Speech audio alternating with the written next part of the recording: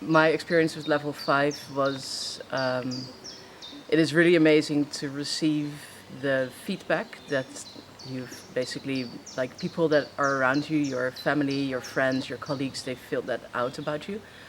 And then you get it back to you. And some of the things, or all of the things, I already knew about myself, but some of it I thought I was getting away with. I didn't think that the people around me were seeing that, and hearing it in the feedback really was like a wake-up call. For instance, from myself to really start saying what I think rather than only thinking it, because apparently people notice that I don't really say what I think.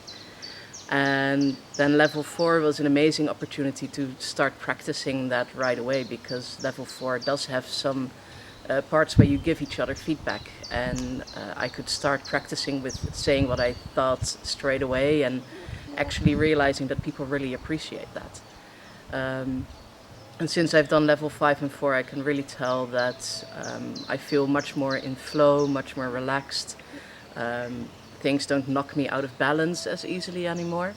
And it's really nice because you get some tools to work with also over the months following level 5, and you keep in contact with your group from the ego court, and that's really helped me to create some real changes in my life.